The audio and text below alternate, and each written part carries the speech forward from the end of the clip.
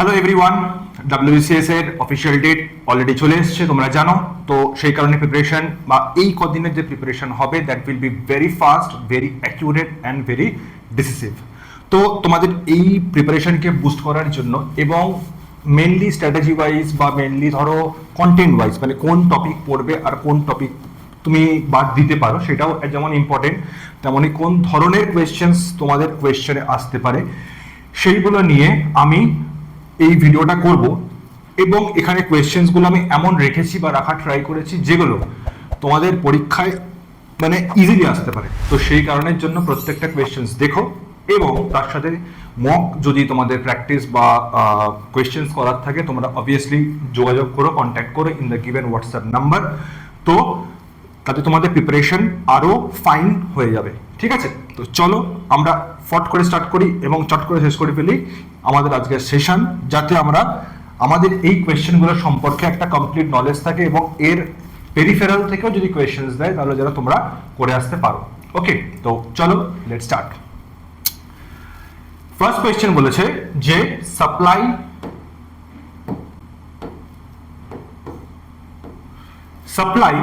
which cannot pass through a capacitor.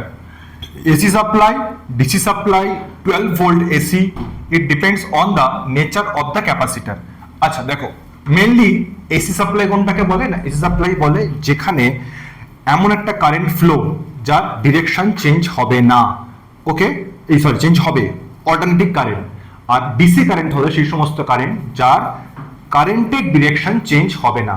তার মানে কি? তার মানে হচ্ছে যে যখন তুমি ডিসি কারেন্ট শুনবে বা দেখবে তার যে direction of flow always same থাকবে, লাইক এ রিভার।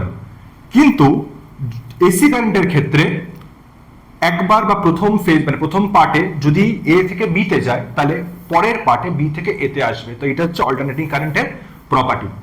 এবার মাথায় রেখো, যদি ক্যাপাসিটর ধরা হয় তো ক্যাপাসিটরের ক্ষেত্রে মেনলি যদি একবার ফুল চার্জ হয়ে যায়, যেমন ধরো পাওয়ার ব্যাংক, তো পাওয়ার ব্যাংকের ক্ষেত্রে যদি একবার ফুল চার্জ হয়ে যায় তারপর কিন্তু সেটা আর চার্জ হবে না, স্বাভাবিক।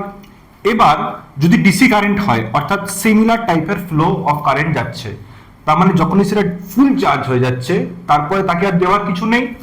কিন্তু এসি কারেন্টের ক্ষেত্রে কি হয় না, ধরো যেটা ক্যাপাসিটার থাকে বা ধরো যে পাওয়ার ব্যাংক, সেটা গেল 100% অব্দি, আবার যেহেতু কারেন্ট ফ্লোটা চেঞ্জ হচ্ছে সেই কারণে ওটা ডিসচার্জ হয়ে যাবে, মানে 199 199 199 এইভাবে চলতে থাকবে। তো সেই কারণের জন্য এসি কারেন্টটা ফ্লো করতে পারবে। আর ডিসি কারেন্ট যেহেতু সিঙ্গেল ডাইরেকশনাল কারেন্ট, সেই কারণের জন্য ডিসি কারেন্টটা ফ্লো হবে না। তার মানে এখানে যদি আমি কোয়েশ্চেন ওয়াইজ দেখি যে supply which cannot pass through a capacitor, এটা হবে ডিসি সাপ্লাই, ঠিক আছে? অর্থাৎ একবার জাস্ট পড়ে দিই যে a capacitor blocks direct current by DC because once it's fully charged no more current can flow through it. However, it allows alternating current by AC to pass because AC continuously changes the direction and keeps charging and discharging of the capacitor. অর্থাৎ একবার উপরে উঠছে একবার নিচে নামছে, উপরে উঠছে নিচে নামছে। সেই কারণের জন্য যখনই ডিসচার্জ হয়ে যাচ্ছে তখন তো সেটাকে চার্জ করার জন্য আবার কারেন্ট দিতে হবে। তো সেই কারণের জন্য কারেন্ট ফ্লোটা এক্সিস্ট করবে, ঠিক আছে? চল দেখি নেক্সট কোয়েশ্চেন কি বলেছে। What is the main reason for the bursting sound when an electrical bulb fuses? জানি না কখনো তোমরা করেছো কিনা, আমরা তো করেছি যে যখন বাল্ব গরম হয়ে গেছে তাতে না বলবো না, বেকার বললে আর মুশকিল হচ্ছে যে মানুষের আবার সব জায়গায় আমিও টেস্ট করে দেখি। বাট মাথায় রেখো যে ধরো কোনো একটা ইলেকট্রিক বাল্ব বা কোনো একটা কাঁচের জিনিস যখন গরম হয়ে গেছে, তো তুমি যদি সেখানে হঠাৎ করে ঠান্ডা জল বা কিছু দাও, due to sudden expansion or sudden contraction of the material, জিনিসটা ফেটে যাবে, ভাঙবে নয় ফেটে যাবে। এই ফেটে যাওয়ার সময় একটা ভালোই আওয়াজ হয়। তো সেই আওয়াজটা কেন হয় জিজ্ঞেস করেছে। ভাবো, এই ধরনের লেয়ার্ড কোয়েশ্চেন্স কিন্তু তোমরা এক্সপেক্ট করতে পারো, যেগুলো একটু ভালো লেভেলের এক্সাম। এখানে কিন্তু একদম ডাইরেক্ট কোয়েশ্চেন আসে না যে ইলেকট্রিক বাল্বে কি গ্যাস থাকে, সেটা এক্সামিনারও জানে, তুমিও জানো, কোয়েশ্চেন আসবে না। তো সেই কারণে চেষ্টা করো যখনই ধরো কোনো এই এক্সাম ওরিয়েন্টেড তুমি প্রিপারেশন করছো, সেখানে কতটা লেয়ার অবধি এবং কি কি পোর্শন থেকে কোয়েশ্চেন্স আসছে, দ্যাটস ভেরি ইম্পর্টেন্ট। ওকে, তো এইখানে আমাকে জানতে চেয়েছে যে ইলেকট্রিক বাল্ব তো ফাটলো, ভালো হয়েছে, কিন্তু সেই ফাটার পিছনে যে আওয়াজটা হচ্ছে সেটার কারণ কি? তো দেখি কি কি অপশনস বলেছে। অপশনস বলেছে যে due to the chemical reaction between gases inside, ভিতরে যে গ্যাসগুলো থাকে তাদের কেমিক্যাল রিয়াকশনের জন্য, due to sudden escape of hot gases, তো এটা হবে actually answer, due to sudden escape of hot gases. যখন ইলেকট্রিক বাল্ব জ্বলছে ভেতরটা গরম থাকবে, তো তুমি যদি ইভেন হাত দেওয়ার চেষ্টা করো তুমি ছ্যাঁকা খাবে, ভালো রকম গরম থাকে। তো এই যে গ্যাসটা গরম হয়ে রয়েছে, এবার গরম গ্যাস মানে একটা প্রেসারে থাকবে, যখনই তুমি সেই কাঁচের বাল্বটাকে ভেঙে দিচ্ছ, যে সাডেন চেঞ্জ অফ প্রেসারের জন্য কি হবে, এই সাউন্ডের উৎপত্তিটা হবে। বোঝা গেল? তো এটা অ্যান্সার হচ্ছে due to the sudden escape of hot gases. আর কি বলেছে? Due to expansion of trapped air, শুধু ট্র্যাপড বলেছে, অ্যাকচুয়ালি হট বললে আরো ভালো হতো, due to some other reason. তো এখানে হচ্ছে due to sudden escape of hot gases. Okay, চল নেক্সট কোয়েশ্চেন বলেছে a megger is an instrument use to measure very low resistance, insulation resistance, quality factor of a coil and resistance of a coil. তো এটার answer হবে insulation resistance. What is insulation resistance? না, যে insulator তার main property, আচ্ছা যে conductor, যে পরিবাহী তার মেন কন্ডাক্টর কি, মেন কাজ কি? মেন কাজ হচ্ছে কন্ডাক্ট করা বা পরিবহন করা, কোনো জিনিসকে ট্রান্সফার করা। আর যে ইনসুলেটর, যার কাজ বাধা দেওয়া, তার কাজ কি? তার মেন কাজ হচ্ছে মানে কে কতটা ভালো বাধা দিতে পারে, তো সেই বাধা দেওয়ার যে প্রপার্টি সেটা হচ্ছে রেজিস্ট্যান্স। এবার জানতে যে এখানে বলেছে যে ইনসুলেশন রেজিস্ট্যান্স হলো কোন একটা অপরিবাহী বা যারা ইনসুলেটর হয় তাদের রেজিস্ট্যান্স কতটা বেশি বা কতটা কম, সেইটাকে বোঝার জন্য আমরা মেগার ইউজ করি। বোঝা গেল কি না? কোন একটা ইনসুলেটর সেটার রেজিস্ট্যান্স কত বেশি, কম, মাঝারি, তো এই জিনিসটা বোঝার জন্য আমরা মেগার বলে এই ইনস্ট্রুমেন্টটা ইউজ করি। ওকে, চল দেখি নেক্সট কোয়েশ্চেন কি আছে। বলেছে যে a transformer is used for increasing the length of a wire, increasing the voltage. কিরকম না, ট্রান্সফরমারে এরকম দুটো কয়েল থাকে, এই কয়েলের একটাতে নাম্বার অফ রোটেশনস কম থাকে, একটা নাম্বার অফ রোটেশনস অনেক বেশি থাকে, ঠিক আছে। এবার এখানে ইন্ডাকশনের জন্য কি হয় না, ইলেকট্রোম্যাগনেটিক ইন্ডাকশনের জন্য সেই কয়েলের যে এনার্জি সেটা এখানে ট্রান্সফার হয়। যার কয়েল যত বেশি হবে বা যার কয়েল যত কম হবে, এই যে পেঁচানোটা তার উপর ডিপেন্ড করে ভোল্টেজ। এবার ধরো কোন একটা যে ট্রান্সফরমার যে আমাদের আছে, যেগুলো মানে আমরা ইউজ করি, তাতে যে কারেন্টটা আছে that is very heavy powered current, অনেকটা কারেন্ট। তো সেখানে যদি ভোল্টেজটাকে ড্রপ না করি, তাহলে আমাদের নর্মাল অ্যাপ্লায়েন্সেস যেগুলো আমরা ঘরে ইউজ করি সেগুলো কত থাকে, 220 ভোল্ট। ট্রান্সফরমারের থাকে কয়েক হাজার ভোল্ট। তো কারেন্টের যে মাত্রা বা ইন্টেন্সিটি অনেক বেশি কম হবে এবং ইউজ করা খুব ডিফিকাল্ট। তো এই ভোল্টেজটাকে নিজের সুবিধা অনুযায়ী বাড়ানো বা কমানোর যে পদ্ধতি বা যে মেশিন, সেটাই হচ্ছে ট্রান্সফরমার স্টেপ ডাউনও করতে পারে। স্টেপ ডাউন মানে বেশি ভোল্টেজ থেকে কম ভোল্টেজে নিয়ে যাওয়া, যেমন তুমি বলতে পারো অ্যাডাপ্টার আমাদের, ঠিক আছে। তো এই ধরনের যারা যেমন এই ধরনের ভেতরে যে ট্রান্সফরমার থাকবে, যে আমাদের 220 ভোল্ট থাকে নর্মাল ডেলি ইউজের কারেন্ট, আর আমাদের চার্জারে কত ভোল্ট থাকে, হয়তো মতো 2-3 ভোল্ট হয়তো হবে। তো এই যে ভোল্টেজ কমছে, ঠিক আছে, তুমি যদি তোমার ফোনের চার্জারটা নিয়ে যেটা মেইন সুইচে গিয়ে লাগিয়ে দাও, তাহলে কি হবে, ফোন দুটোই উড়ে যাবে। তো তার থেকে সেই ভোল্টেজটা যে কমানো হচ্ছে, এটা স্টেপ ডাউন ট্রান্সফরমারের ফাংশনালিটি।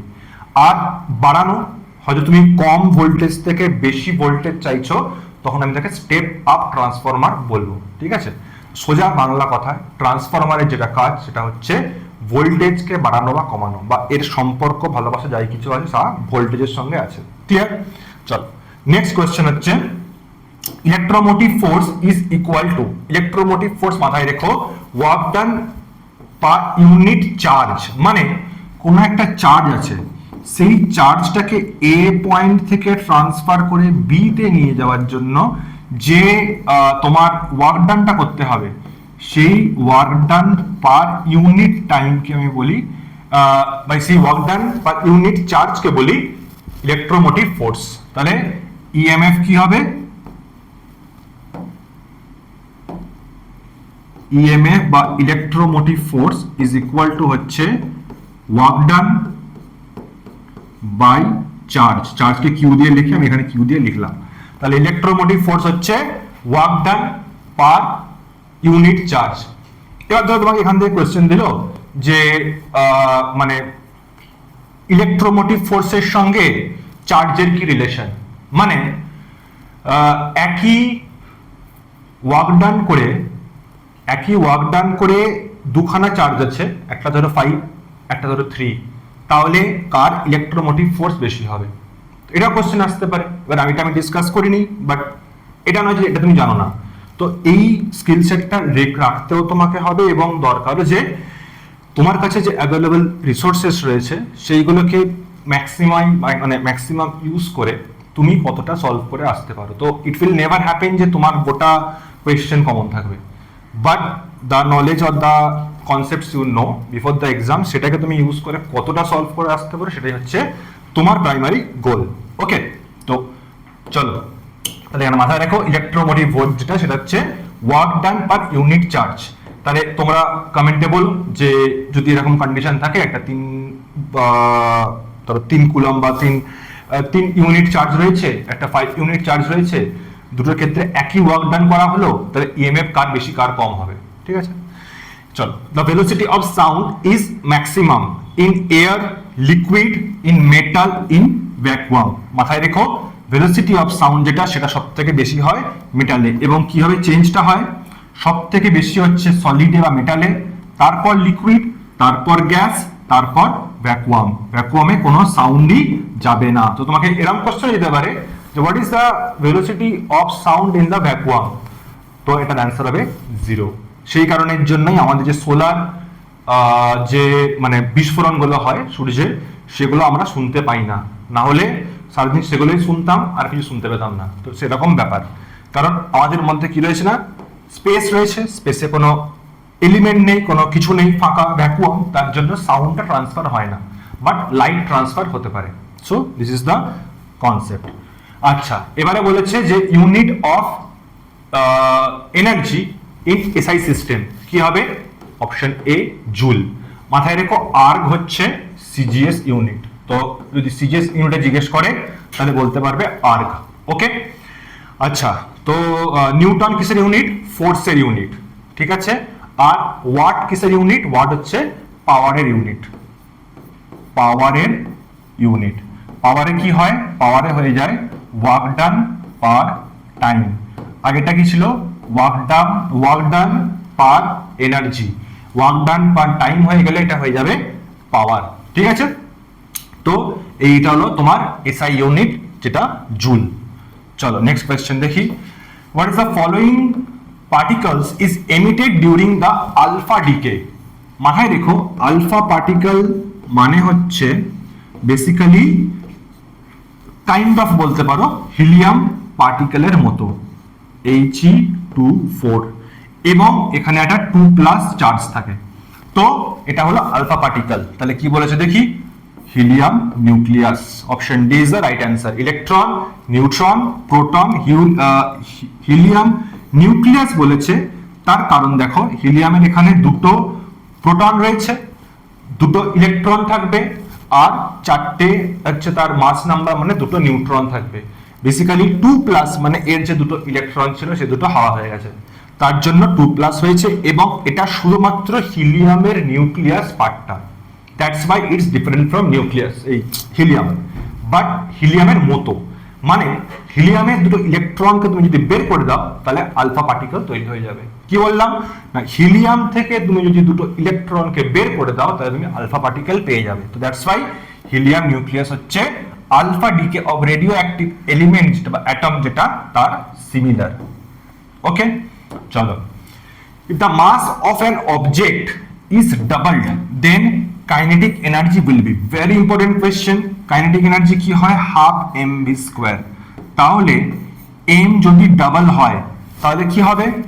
আইদার তুমি এভাবে ভাবতে পারো 2m হবে, আর না হলে এভাবে ভেবো যে কাইনেটিক এনার্জি সঙ্গে মাসের সম্পর্ক হচ্ছে প্রপোর্শনাল, অর্থাৎ যদি এটা ডাবল হয় এটাও ডাবল হবে, অর্থাৎ ইট উইল বি ডাবল। এটা হচ্ছে right answer. Kinetic energy is proportional to V square. তার মানে যদি ভি ডাবল হয় অর্থাৎ ভেলোসিটি ডাবল হয় তাহলে কাইনেটিক এনার্জি 4 টাইমস হবে, অর্থাৎ যাই থাকবে তার স্কোয়ার হবে। তো এই দুটো রিলেশন মাথায় রেখো। এবার যেরকম চেঞ্জ বলবে, মাসের যা বলে থাকবে কাইনেটিক এনার্জিতে তাই হবে। ভেলোসিটি যা বলা থাকবে বা যাই হোক, যদি হাফ বলে যে ভেলোসিটি হাফ হয়ে গেছে তাহলে কাইনেটিক এনার্জি কি হবে, হাফের স্কোয়ার হয়ে যাবে, মানে 1/4 হয়ে যাবে। ওকে, চলো। Energy of an object without it's momentum. Energy of an object without it's momentum. Momentum কি হয়, মাস ইনটু ভেলোসিটি। এটা বলছে জিরো না, energy of an object without it's momentum, without it's momentum মানে জিরো। ঠিক আছে, মাস জিরো হতে পারে, পারে না, তার মানে ভেলোসিটি জিরো হয়েছে। তার মানে যদি ভেলোসিটি জিরো হয় তাহলে অবজেক্টটা স্থির আছে, তার মানে তার কোনো এনার্জি থাকবে না। তার মানে তুমি যখন ঘুমাও তাহলে তোমার কোনো এনার্জি থাকে না, তাই তো? একদমই নয়। যে কোনো অবজেক্ট বা যে কোনো বস্তু দুখানা এনার্জি থাকবে, একটা কাইনেটিক এনার্জি, একটা পোটেনশিয়াল এনার্জি। কাইনেটিক এনার্জি এখানে জিরো হয়ে যাবে কারণ ভিটা zero, so half m v square এটা হয়ে যাবে জিরো। ঠিক আছে, মানছি তো আমি। কিন্তু যেটা স্ট্যাটিক এনার্জি বা যেটা তোমার পোটেনশিয়াল এনার্জি সেটা হবে mgh। এখানে তো ভেলোসিটি কোনো গল্প নেই, তার মানে এটা জিরো হবে না, অর্থাৎ ক্যান এক্সিস্ট। কত হবে আই ডোন্ট নো। তো সেই কারণের জন্য energy of an object without it's momentum, যদি মোমেন্টাম নাও থাকে উইচ মিন্স তার ভেলোসিটি নেই। ভেলোসিটি নেই মানে তার কাইনেটিক এনার্জি নেই, কাইনেটিক এনার্জি নেই মানে তার পোটেনশিয়াল এনার্জি নেই কি নেই জানি না, আমি জানি না সেটা। তো যেহেতু জানি না তাই আমাকে ধরে চলতে হবে থাকতেও পারে, তো that's why I can say can exist. Okay, চলো নেক্সট বলেছে যে when an object is moved from ground to higher place, মানে আগে এ তে ছিল বি তে নিয়ে যাওয়া হয়েছে, তাহলে তার পোটেনশিয়াল এনার্জিতে কি চেঞ্জ হবে? তো আমি অলরেডি বললাম পোটেনশিয়াল এনার্জি কি হয়, mgh। তো এই পার্টটা কনস্ট্যান্ট থাকবে, অসুবিধা নেই। কিন্তু যখন তুমি গ্রাউন্ড থেকে উপরে উঠে যাবে তখন কি বাড়বে, হাইটটা বেড়ে যাবে। অর্থাৎ হাইট বেড়ে যাওয়ার জন্য এখানে যে এইচ ফ্যাক্টরটা ছিল বা এইচ ছিল সেটা আরো বেড়ে যাবে এবং তার জন্য পোটেনশিয়াল এনার্জিও বেড়ে যাবে, অর্থাৎ ইট উইল বি ইনক্রিজেস। ঠিক আছে, সো এটা হলো আমার। যদি বলতো যে উল্টোটা, it move from higher place to ground, তার মানে কি এইচ কমে যাচ্ছে, এইচ কমে যাচ্ছে মানে পোটেনশিয়াল এনার্জি কমে যাবে। তো তোমাকে এরকম দিতে পারে, যদি তুমি বসে থাকো, দাঁড়িয়ে থাকো এবং শুয়ে পড়ো, তিনটে কন্ডিশনে কোনটাতে সব থেকে ম্যাক্সিমাম পোটেনশিয়াল এনার্জি লাগবে বা থাকবে এবং কোনটাতে মিনিমাম পোটেনশিয়াল এনার্জি থাকবে, বলো তোমরা কমেন্টে এটা। ঠিক আছে, ভেবে এইগুলো তোমাকে ভাবতে হবে যে এই তোমার নিজেরই স্টেট, বসে আছো, শুয়ে আছো, দাঁড়িয়ে আছো, কোনটাতে ম্যাক্সিমাম কাইনেটিক এনার্জি এই পোটেনশিয়াল এনার্জি লাগছে এবং কোনটাতে মিনিমাম পোটেনশিয়াল এনার্জি লাগছে, সেখানেও কিন্তু ফ্যাক্টর হবে সেই হাইটটা। ঠিক আছে, চলো। From what source does the sun's radiant energy comes? তো এই কোয়েশ্চেনটা হয়তো আমাদের 2000 বার করা হয়ে গেছে, যে সানের এনার্জি কোত্থেকে আসে, সেটা কোত্থেকে আসে, নিউক্লিয়ার ফিউশন থেকে। কি হয় না, sun produces energy through nuclear fusion in which hydrogen nuclei combine to form helium and releasing a huge amount of energy in the process। তাহলে হাইড্রোজেন থেকে হিলিয়াম হওয়ার যে পদ্ধতি তাকে আমি বলছি ফিউশন। ফিউশন মানে যোগ হওয়া, এবং তার জন্য কি হচ্ছে না এখানে আমার আলটিমেটলি এই তোমার মানে এই দুটো চেঞ্জের জন্য এই হিট এনার্জিটা তৈরি হচ্ছে, যেটা আমরা অ্যাজ এ সানের হিট হিসাবে পাচ্ছি। ঠিক আছে, চলো নেক্সট কোয়েশ্চেন বলেছে what is the typical duration of a C level. C level কাকে বলে? যারা ইংলিশ গ্রামার পড়েনি তারা তো বলতেই পারবে না। দেখো, সি লেভেল কিছু না, সি লেভেল হচ্ছে যেটুকু পার্ট আমরা শুনলে আমরা বুঝতে পারি তাকে বলা হয় সি লেভেল। যেমন ধরো আমি বলি ডিকশনারি, দাঁড়া অন্য কিছু নেই, যেমন ধরো আমি বলছি ফুটবল নাও বা কিছু একটা, ঠিক আছে, তো তুমি যদি একবার ডাইরেক্ট বলো তাহলে লাস্টের দিকে যে পার্টটা সেটা বুঝতে পারা যাবে না। তার চেয়ে বেটার যে ব্রেক দিয়ে বলতে, তো যেখানে যেখানে আমরা ব্রেক গুলো দিই সেটাকে বলে সি লেভেল। ফুটবল এটাকে আমরা এইভাবে বলতে, এটা হলো সি লেভেলের মানে। এবার বলেছে যে what is the typical duration of syllable. তো এটা কোয়েশ্চেনটা যেটা তোমার থেকে জানতে চেয়েছে যে আমাদের কানে কোনো একটা জিনিস শোনার কতক্ষণ পর আবার আমরা শুনতে পাবো, বেসিক্যালি টাইম ল্যাপস বা পারসিস্টেন্সের কথা জিজ্ঞেস করেছে, কিন্তু অন্যভাবে জিজ্ঞেস করেছে। তো এটা আলটিমেটলি কি হবে 0.1 সেকেন্ড বা 1/10 সেকেন্ড। এটা হলো আমাদের পারসিস্টেন্স অফ সাউন্ড, এবং এটাই আমাকে ঘুরিয়ে ফিরে জানতে চেয়েছে যে তোমার সিলেবেলের মিনিমাম ডিউরেশন মোটামুটি কত হবে। তো তুমি যদি এর থেকে তাড়াতাড়ি বলো তাহলে সামনের জন মানে শুনতে পাবে, বাট তার পক্ষে যে জিনিসটা বোঝা বা তার পক্ষে জিনিসটা ক্লিয়ারলি ব্রেনে নিয়ে যাওয়া ডিফিকাল্ট হয়ে যাবে। তো এই হলো সি লেভেলের গল্প আর টাইম রেজিস্ট্যান্স বা টাইম ল্যাপস যাই বলো of hearing. Who is credited with the Discovery of radio activity? এটা সব থেকে সহজ কোশ্চেন। সত্যেন্দ্রনাথ বোস হবে না, আলবার্ট আইনস্টাইন হবে না, রবার্ট কোচ হবে না, it will be Henry Becquerel. এবং মাথায় রেখো কবে করেছিল 1896-এ হেনরি বেকারেল এটাকে ডিসকভার করেছিলেন, এবং কিভাবে না uranium salt and photography plate use করে। তো ইউরেনিয়াম সল্ট কথাটা মাথায় রেখো যে রেডিও অ্যাক্টিভিটির যে টেস্ট বা এক্সপেরিমেন্ট সেখানে কি ইউজ করা হয়েছিল, ইউরেনিয়াম সল্ট ইউজ করা হয়েছিল। রেডিও অ্যাক্টিভিটির তাহলে ইউনিট কি হবে, রেডিও অ্যাক্টিভিটির ইউনিটে হবে এই বেকারেল। মাথায় রেখো এটা প্রচুর বার ভুল করে, তো সেই কারণের জন্য রেডিও অ্যাক্টিভিটির ইউনিট বেকারেল। কেন না এই বেকারেল ভদ্রলোক ডিসকভার করেছিল। ঠিক আছে, চল দেখি next question. Which type of radiation transmitted by radioactive elements is equivalent to X-rays but has shorter wavelength? X-ray টা কি? X-ray হচ্ছে একটা ওয়েভ। ওয়েভ কাকে বলে? ওয়েভ মানে হচ্ছে এনার্জি।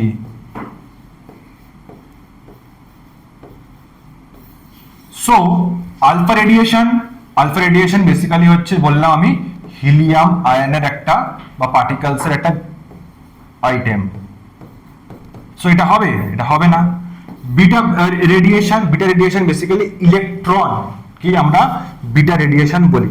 ঠিক আছে, গামা রেডিয়েশন, এই গামা রেডিয়েশনটা হচ্ছে আমার এখানে তো রাইট অ্যান্সার বটেই, এবং এই গামাটা হলো একটা ওয়েভ, বোঝা গেল। এবং গামার সঙ্গে এক্স রে যে তফাৎ সেটা হচ্ছে গামার ওয়েভলেন্থ আরো ছোট হয়, ফ্রিকোয়েন্সি আরো বেশি হয়। তো মাথায় রাখবে ওয়েভলেন্থ এবং ফ্রিকোয়েন্সির মধ্যে যেটা রিলেশন হয় সেটা সবসময় ইনভার্সলি প্রপোর্শনাল হয়। কি না, ওয়েভ লেন্থ এর সঙ্গে ফ্রিকোয়েন্সির যে রিলেশন হয় সেটা সবসময় ইনভার্সলি প্রপোর্শনাল হয়। মানে হচ্ছে ওয়েভলেন্থ বাড়লে ফ্রিকোয়েন্সি কমবে, ফ্রিকোয়েন্সি বাড়লে ওয়েভলেন্থ কমবে, এবং এই দুটোর যে প্রোডাক্ট সেটার থেকে আমি পাই কি না velocity of A wave. Clear? চলো, from which among the following parts of a plant cinnamon is obtained? cinnamon গাছের কোন অংশ থেকে পাওয়া যায়? Leaves, seeds, bark or birds. তো মাথায় রাখবে সিনেমন যেটা পাওয়া যায় দারচিনি হচ্ছে বেসিক্যালি মানে গাছের যে ছাল, সেই ছালটাকে আমি ইউজ করি ফর আমাদের খাওয়ার জন্য। ওকে, তো আরেকটা জিনিস মাথায় রেখো যে দারচিনি গাছের যদি সাইন্টিফিক নেম জিজ্ঞেস করে তাহলে হচ্ছে সিনামন ভেরাম। ওকে, চলো নেক্সট কোয়েশ্চেন হচ্ছে which among the following is a character of chloroplast which makes them qualified as self replication? Presence of DNA, presence of RNA, presence of both DNA এবং RNA। Chloroplast এমন একটা organelle বা এমন একটা মানে কি বলবো আইটেম যার কাছে সেলফ ডিএনএ আছে, সেলফ আরএনএ আছে, এবং তার জন্য সেটাকে ইউজ করে তারা কি করে না তাদের কাছে রাইবোজোমও আছে। So which enable them to synthesis proteins and replicate independently inside the cell. ঠিক আছে, চল।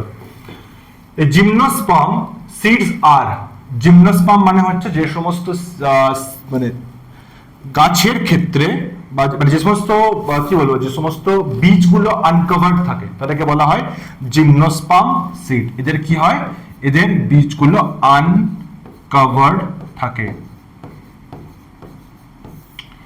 ঠিক আছে, তাহলে always naked will be the answer. Okay, মাথায় রেখো in gymnosperms seeds are not enclosed in fruits, so they are called as naked on the surface. Example গুলো কি কি না, পাইন, সাইকাস, দেওদার, এগুলো হচ্ছে জিমনোস্পার্মের এক্সাম্পল। তো এখান থেকে তোমাকে এটাও দিয়ে দিতে পারে which among the following is not an example of gymnosperm seeds, তো সেটাও মাথায় রেখো along with কোনটাকে জিমনোস্পার্ম সিডস বলে। জিমনোস্পার্ম সিডস হচ্ছে সেই সমস্ত সিডস যাদের কোনো কভার থাকে না, তাদেরকে আমি বলি জিমনোস্পার্ম সিডস। ঠিক আছে, how many vertebra does a human being have? 33, 36, 29, 19, মাথায় রেখো 33টা। কি বলেছে? ভার্টিব্রা কটা থাকে? 33টা। ওকে, 7 cervical, 12 thoracic, 5 lumbar, 5 sacral and 4 coccygeal। এবার এখান থেকেই কি দেখো, আমি আগে বলেছিলাম যে এখান থেকে আলটিমেটলি তোমার স্পাইনাল নার্ভস যেগুলো সেগুলো বেরোবে। ঠিক আছে, একটা ছিল ক্রেনিয়াল নার্ভস ছিল কত না 12 পেয়ার, আর স্পাইনাল নার্ভস ছিল 31 পেয়ার। তো এই 31 পেয়ার স্পাইনাল নার্ভসটা অ্যাকচুয়ালি এখান থেকে অরিজিনেট হবে। এখান থেকে 12টাই, এখান থেকে 5টাই, এখান থেকে 5টাই, এখান থেকে 8টা এবং এখান থেকে 1টা। তো এই হলো আমাদের স্ট্রাকচার, যেটা এখান থেকে স্পাইনাল নার্ভস গুলো বেরোবে। ক্লিয়ার? চলো, Japanese encephalitis is a disease caused by virus, protozoa, bacteria এবং ফাঙ্গি। এটা একটা ভাইরাস ঘটিত রোগ এবং কে ছড়ায়? এটা মশা আছে, মসকিউটো, সে ছড়ায়। কোন বডি পোর্শন এফেক্ট হয়? মাথায় রাখবে ব্রেন ইনফেকশন হয় বা ব্রেন এফেক্ট হয়। ঠিক আছে, চলো, the plant hormone that plays an important role in establishing dormancy মানে হচ্ছে ঘুম। তো এবার ভাবতে পারো যে কোন প্ল্যান্ট হরমোন বীজের ঘুমের জন্য দায়ী। নট ঘুম মানে হচ্ছে বীজের অঙ্কুরোদ্গম হয়নি বা হচ্ছে না, সেটাকে বলে ডরমেন্সি। তো মানুষের ভাষায় ঘুম। ঠিক আছে, ethylene, gibberellic acid, abscisic acid বা অক্সিন, মাথায় রেখো এটা ডরমেন্সিকে প্রমোট করে। ডরমেন্সি কি? ডরমেন্সি মানে হচ্ছে বীজ অঙ্কুরোদ্গম হচ্ছে না বা বীজই আছে এরকম। আর এই জিব্রেলিক অ্যাসিড যেটা আছে সেটা জার্মিনেশনকে প্রমোট করে। What is germination? জার্মিনেশন হচ্ছে অঙ্কুরোদ্গম, অর্থাৎ সিড দেখে প্ল্যান্টের যদি তুমি দেখো রাস্তাটা, তাহলে অ্যাবসিসিক অ্যাসিড বাধা দেয় আর জিব্রেলিক অ্যাসিড প্রমোট করে। ঠিক আছে, তো এই হলো পুরো কনসেপ্ট। আচ্ছা, কি বলেছে? which among the following is essential for both activation and action of thrombin? Thrombin কোথায় পাওয়া যায়? না, থ্রম্বিন হচ্ছে যখন আমাদের কেটে যায় বা রক্ত বেরোয়, সেই জায়গাটায় রক্ত জমাট বাঁধার জন্য থ্রম্বিনের দরকার পড়ে, অর্থাৎ ব্লাড ক্লটিং প্রসেসের সময় দরকার পড়ে। ঠিক আছে, মেন এটা কে responsible? Ca2+। Ca2+ is the major responsible কিসের জন্য? না, activation of prothrombin into thrombin. আমাদের যে নর্মাল কন্ডিশনে এটা অ্যাজ এ প্রোথ্রম্বিন থাকে, প্রোথ্রম্বিন, কিন্তু এই যে জিনিসটা তুমি দেখছো যে ক্যালসিয়াম একটা ইম্পর্টেন্ট রোল প্লে করে এই প্রোথ্রম্বিনকে থ্রম্বিনে কনভার্ট করার জন্য। তো that's why it is a very important part for blood clot formation. Calcium অভাব থাকলে ব্লাড ক্লটেও প্রবলেম হবে। আর তার সাথে এটাকে আমরা অ্যাজ এ ফ্যাক্টর 4 বলি অফ কোঅ্যাগুলেশন পাথওয়ে। এটা মাথায় দেখো যদি কখনো দিয়ে দেয় what is called as the factor 4 of coagulation pathway, তো এটা হয়ে যাবে calcium ion. The plant hormone that plays a important role in establishing dormancy in the seeds. আচ্ছা, এটাও অ্যাবসিসিক অ্যাসিড হবে, যেটা আমরা একটু আগে ডিসকাস করলাম। চলো, which of the following fruits has its seed outside? কোন ফলে? আগেরটা কি পড়েছিলাম? বীজ ছিল বাট বীজের উপরে কভার ছিল না। আর এখানে বলছে ফল আছে কিন্তু বীজ ফলের ভেতর নেই, বাইরে আছে। তো সেটা কার? সেটা হচ্ছে স্ট্রবেরির ক্ষেত্রে। মাথায় রেখো, in strawberry the seeds are present in the outer surface of the fruit, আর মেইনলি হলো এই স্মল স্ট্রাকচার যেগুলো থাকে তাকে বলা হয় অ্যাকেনে। ওকে, এগুলো এক একটা হচ্ছে সিড। তো যদি বলা হয় যে এমন একটা বীজ যার কোনো কভার নেই, তাহলে কি হবে?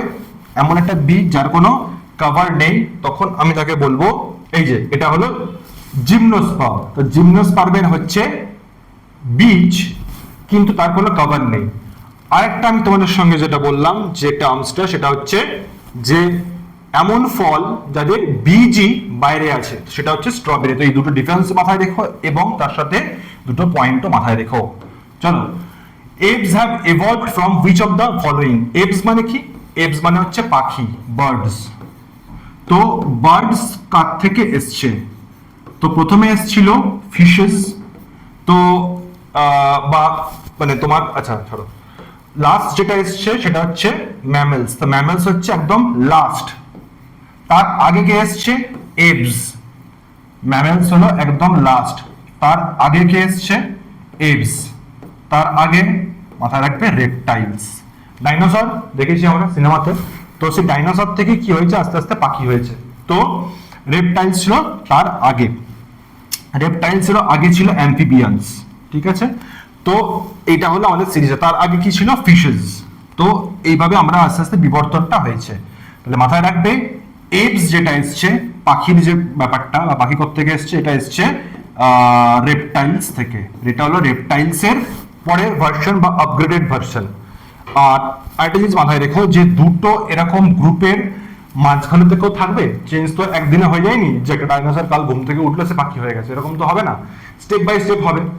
তো ডাইনোসরদের মধ্যেই প্রথম দেখা গেছিল যে পাকা পাকা হয়েছে। তো সেটা কার? সেটা হলো যে a group of small feathered theropod dinosaurs. Theropod dinosaurs এর ক্ষেত্রে আমরা দেখেছি যে ডানার কনসেপ্টটা এসছে এবং আর্কিওপটেরিক্স, এটা তোমাকে মাথায় রাখতে হবে। What is Archaeopteryx? Archaeopteryx is the missing link between reptiles and birds. এটা হলো reptiles আর birds এর মাঝখানে থাকা missing link। তো সেই কারণের জন্য মাথায় রেখো যে আর্কিওপটেরিক্সটাকে আমরা as a missing link consider করি। ঠিক আছে, চলো। Which in the human body is the stapedius muscle situated? Where is the human body the stapedius muscle situated? Nose, ears, legs or eyes? তো এটা হবে ইয়ার্স। মাথায় রেখো স্টেপিডিয়াস মাসল আমাদের কানে থাকে এবং এটার কাজ কি না, এটা হলো movement of the straps, movement of the stapes বোন, স্টেপিস বোনের মুভমেন্ট, এবং তার সঙ্গে ইনার ইয়ারের প্রোটেকশনে কাজে লাগে। Protects the inner year from loud sounds. তো এটা হলো তোমার স্টেপিডিয়াস মাসল। এবং আরেকটা পয়েন্ট মাথায় রেখো, সেটা হলো আমাদের এটা হিউম্যান বডির সব থেকে স্মলেস্ট মাসল, স্মলেস্ট মাসল। এবং স্টেপিসটা হলো এটা স্মলেস্ট বোন, স্মলেস্ট বোন। তাহলে স্টেপিস যেটা সেটা সব থেকে ছোট হাড় এবং স্টেপিডিয়াস মাসল হচ্ছে সব থেকে স্মলেস্ট মাসল। ঠিক আছে, তো এই ছিল আজকে আমাদের সেশন। আমরা ডিসকাস করলাম, দেখলাম যে কিছু কোয়েশ্চেন্স, এবং এটা কন্টিনিউ চলবে আরেকটা আরো দুটো তিনটে এরকম। তো যে আরো কোয়েশ্চেন্স আমরা তোমাদের সঙ্গে চাইছি যে ডিসকাস করে নিতে এক্সামের আগে, সো দ্যাট তোমাদের এক্সামে আর কোনো চাপ টেনশন না থাকে। ওকে, তো চলো দেখা হবে পরের ক্লাসে। আনটিল দেন গুড বাই, এবং প্রিপারেশন খুব ভালো করে করো। All the best. আর যেখানে যেখানে প্রবলেমস হবে you should discuss with us, এবং যদি মক রিলেটেড কোনো কোয়ারিজ থাকে তাহলে তোমরা এই নাম্বারে কন্ট্যাক্ট করতে পারো। So no issues. ঠিক আছে, তোমরা তাহলে মক প্র্যাকটিসও করতে পারবে। ঠিক আছে, তো চলো দেখা হবে নেক্সট ক্লাসে। আমরা নেক্সট ভিডিওতে ডিসকাস করবো আর কিছু questions. Until then good bye, ভালো থাকো, দেখা হবে।